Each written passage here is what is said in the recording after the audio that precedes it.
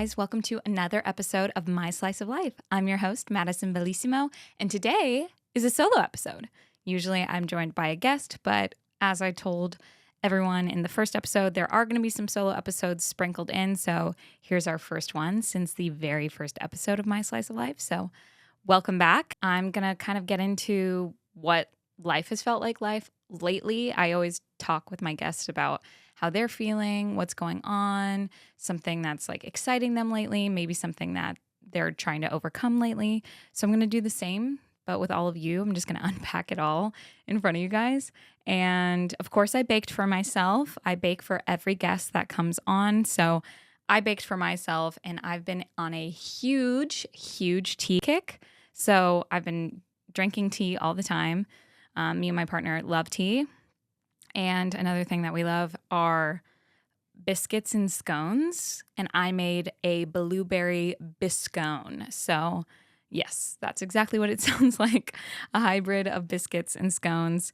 And I obviously made a little whipped cream to go on top of it and try it. So I'm going to try that. Let's do that. Let's get into it right now. Ooh, it already looks so biscuity. Like there's a lot of butter flaking situation happening here. So I'm going to spread a little whipped cream on it, and let's try it.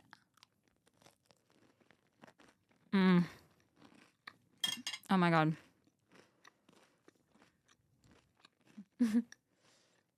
Wow. It's so crunchy and crispy on the outside. So flaky. Oh, so beautiful butter flavor coming through.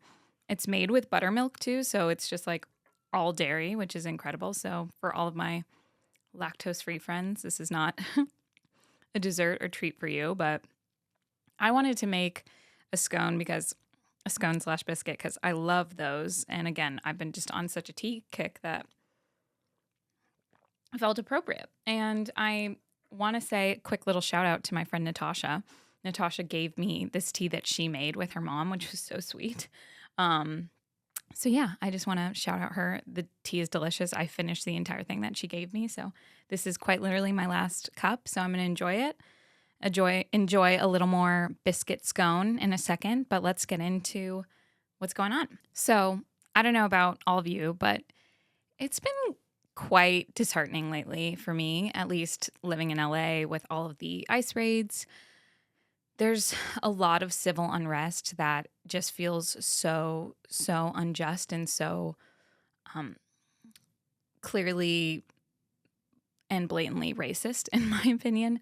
Unfortunately, there's a huge attack on immigration right now, and I understand that it's a nuanced idea, and I understand that there is nuance to correct immigration within coming through America. But it's just been completely heartbreaking seeing how they're ripping families apart. They're taking people from their jobs. They're taking people from court. Like literally their cases being dismissed and they're getting taken right then. And again, ripped from their families, from their children, from their spouses.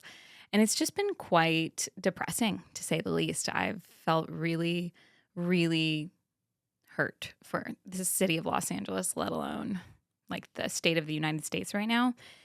And with this big, beautiful bill that just passed in the House, I feel really torn, and I feel really let down by the current government and administration, to say the least. So I've really felt unmotivated, uninspired. I feel like lately it's just been like every fucking day I'm reading a new article that I'm like, oh, they wouldn't go that far. Oh, they did. Oh, interesting. And I just feel like I'm having this discourse with friends, family, and my partner, and we're all just beside ourselves, just wondering how this is all happening, why it's happening like that. Like it's truly disheartening again and upsetting, to say the least. And so if you're feeling that, you're not alone. My heart is aching for LA and again, the United States of America. So all that to say, I have felt really at a loss of trying to find the silver lining or the bright side of things. This is a lot of what this podcast is about, is having people on sharing their simple joys, the things that they find joyful, inspiring, comforting. And I just recently haven't felt all that comforted or inspired or joyful, just due to what's around me. And it feels sometimes,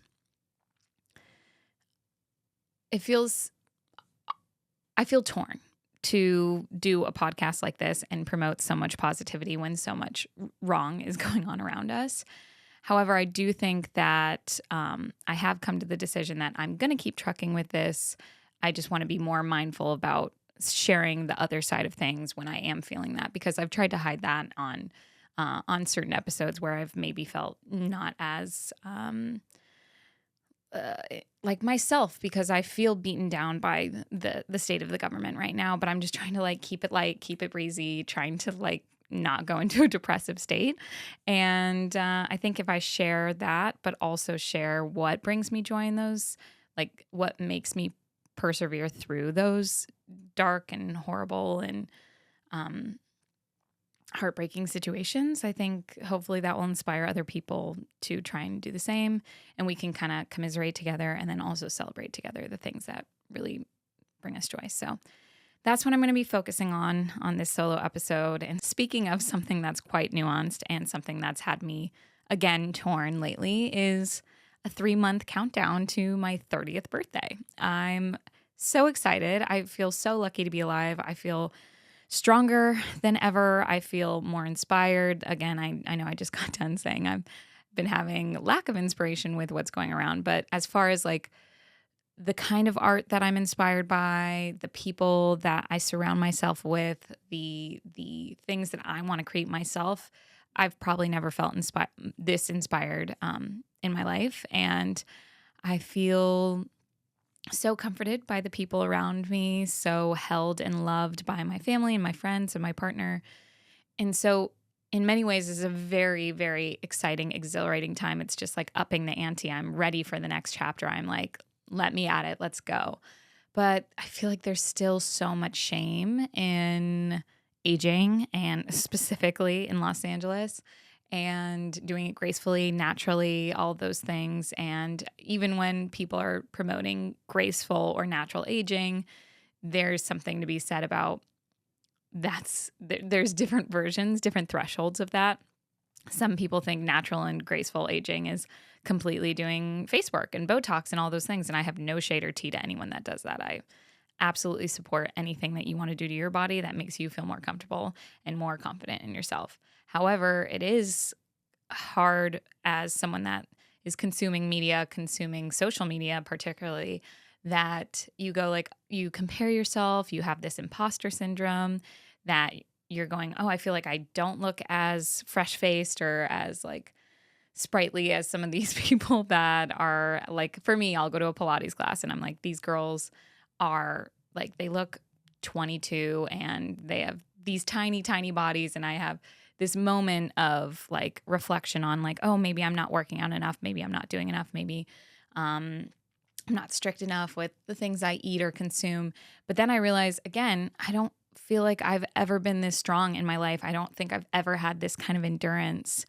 And I don't think I've ever been this committed to like truly just making myself healthy, just working out to maintain health, to get stronger, to boost my endurance, all of those things. So it's quite the catch-22 because I feel like I'm actually doing the things that I've always promoted myself to do, or the things that I always wanted to do when I was younger, where I was going, I want to have a really consistent workout routine. I want to eat really healthy. I want to have a partnership that I'm like putting all of my energy and love into, but knowing that I can have a full independent lifestyle outside of that and feeling completely fulfilled in both of those. And again, I'm feeling that, which I feel like I should give myself a gold star. You know, I'm like, wow, you've done the work. My therapist would be very excited for me.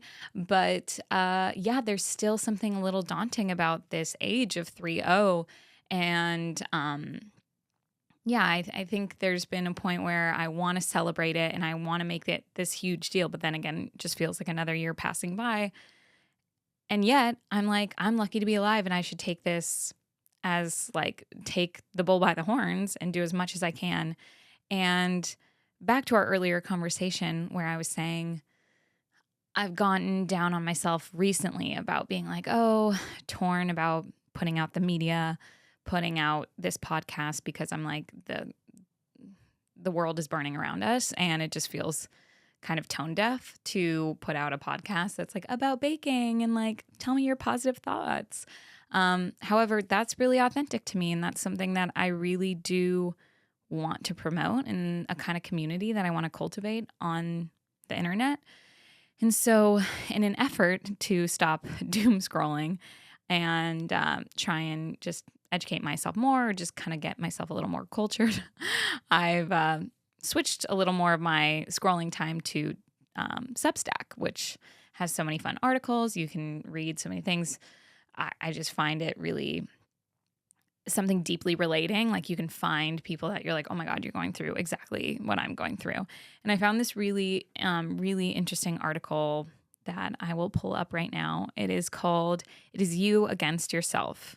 And I don't know about anyone else that's listening, but I was reading this and I was like, that whole monologue that I just did for the last 10 minutes, a girl needs to read this. You know, I was like, oh, let's find out why we're getting in our own way. And this is called, or the author is Catherine Shannon. And the like sub genre of this is a very small reflection on arguably the biggest NYC girl essay of all time.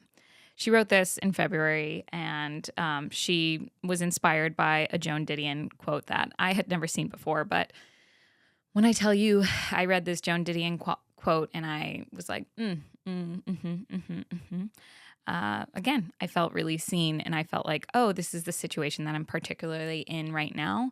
And all right, let's use this as motivation to do the things that I'm scared of doing on the edge, on the precipice of turning 30. What are the things that I can help myself and equip myself to do in order to achieve all the things that I want and to keep going and just keep pushing? Because I think just to touch back on what I was saying, I have a fear of inactivity. However, sometimes that feels better than trying something and failing. And I don't agree with that anymore. I'm trying to push myself to do things that, even if they're scare the shit out of me, even if I'm like, holy fuck, there's a very good chance that this is going to get 10 views. No one's going to engage with it. I don't care. I want to do the stuff that I want to do and I want to push it forward. So I'd rather learn from my mistakes, actually choose activity, do it, rather than sit at home and think about all the ways that I could do it perfectly and then not do anything. So the quote from Joan Didion is, that was the year, my 28th, when I was discovering that not all of the promises would be kept, that some things are in fact irrevocable, and that it had counted after all, and every evasion and every procrastination, every mistake, every word of it, all of it. Whew. I read that and I was like, every evasion, every procrastination, every mistake, every word of it. Yeah, all of it. And I mean, it's an infamous essay. It's the goodbye to all that. It was written in 1968. This woman, RIP, obviously knew what she was talking about. And she had gone through exactly what so many women like myself are going through right now, which is just a feeling of, I don't want to make a mistake. I'm not going to but it won't matter. Like it's my 20s. Like I can get away with it because I'm not turning 30 yet. I'm not turning 30 yet. And it's like, girl, you're turning 30 in 2 months, 3 months. She's knocking at the door. How can you help yourself? How can you do the things that are scary, but are worth the risk? After that Joan Didion quote and that hitting me like a ton of bricks, I went on to read Catherine Shannon's words. And one thing that really, really resonated with me is she said, the discomfort I felt in reading her words made me sick. It felt something like drinking poison. So I have to deal with the consequences of my actions. life will disappoint me sometimes. What's done is done, and I don't get to go back and do it over, even though I'm so young. That's a sentiment, all of those sentiments that I've been feeling lately. And I just, it was so comforting to read this and to see someone feeling exactly how I'm feeling and to kind of speak on how they think that they're getting in their own way. They think that as much as it's nothing to be ashamed of or like guilt ridden for, you have to remember it's not you against the world, it's you against you. And she even wrote that later on in this article. And that really was a swift kick in the ass for me. And I was like, oh, yeah. So I need to get this going. I need to believe in myself. I need to keep pushing all of the things that I truly, truly want to pursue and that I'm passionate about, because no one else is going to do it for me. I need to do it. I need to believe in myself. I need to spread the kind of rhetoric that I feel belongs in the world. And that includes positivity amongst this dumpster fire of a world that we're living in right now. So yeah, I found it extremely comforting and extremely inspiring. So that's what I'm doing. That's what this podcast is. This is what I'm saying it and embarrassing myself, arguably, by sharing this to you all, to whoever wants to listen with a phone or YouTube account or anything. I'm sharing the thing that makes me scared, which is putting something out here that is so vulnerable, like art, like a podcast, like yourself. You know, I'm coming out as a personality and showing my 2 cents, which arguably people already would get upset about anyone saying anything about their opinions on the internet. However, I've chosen to do that, and I want to do that. I find this such a beautiful art form, and I love connecting with people. And this is me just holding my feet to the fire a bit by telling you guys, I hope you all keep me accountable. And now I have to keep myself accountable on pushing it forward and doing the podcast and doing the things that really make me scared and the things that challenge me. Like, this is such a challenging, fun project. And I find so much joy in sharing it with others, talking to others about it. The kind of reaction I get usually, I'm very lucky when people hear I have a podcast, is like, oh my God, what is it about? What do you talk about? That sounds so fun. And it is so fun. I'm so lucky to be able to be doing this. So yeah, I'm going to just do it. And I'm here. And I'm going to share it with all of you. And I want you all to come onto the pod. And I want to have a community that we can have meetups and like blog posts that we can interact with, videos, pictures that make you feel like, oh, that's me. I'm going through exactly what she's going through. So I'm not alone. I don't feel like this is something I need to be ashamed of. If that means aging and being worried about aging, trying to be a Pilates princess and feeling like I'm not a graceful gazelle next to these women. You know, I like all of the things that I'm mentioning in this episode.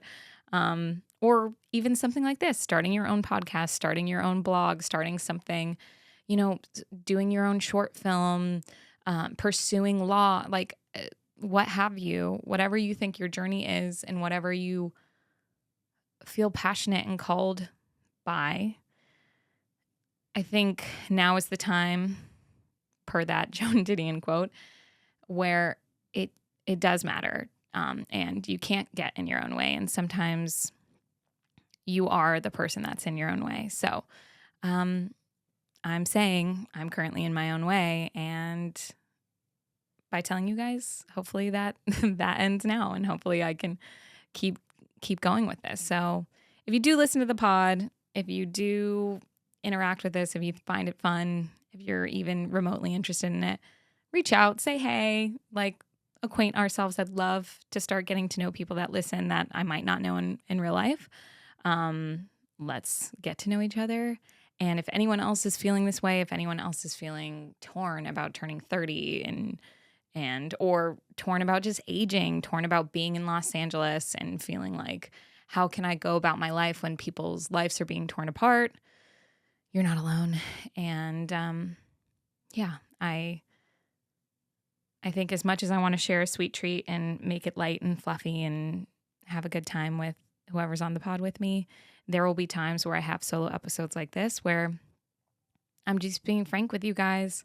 And I hope you keep me accountable. I hope you keep watching or listening.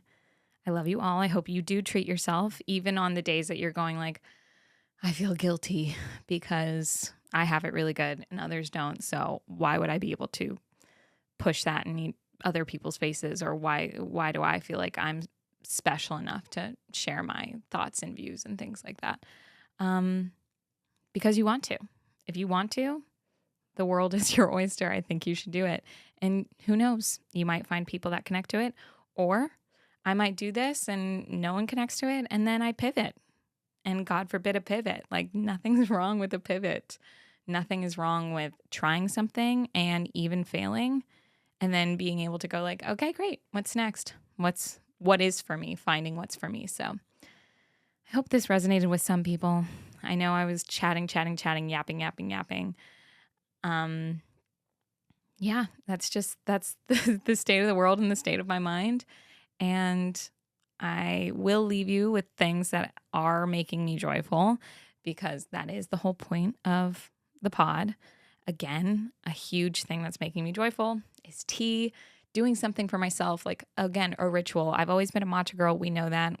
I've talked about matcha a gazillion times on this podcast already, but finding something that I can do as a ritual, or something that like makes me feel like I'm taking care of myself. Massive, huge. And running, ? I've gotten really into running lately, particularly because my partner's an amazing runner, and he's really encouraged me, and I really appreciate it. He's probably going to laugh at me even sharing this, but your girl ran like 4 miles the other day. No big deal. No sweat. I was sweating profusely, actually, but like not in the way of like I thought I would be on the brink of death. And it was like a normal workout, and it was incredible. And I feel like, again, I'm getting stronger. I feel like my endurance is getting better, and I'm just really proud of myself. So those are things that have really brought joy to my life lately. And I hope you find some things that bring joy to your life.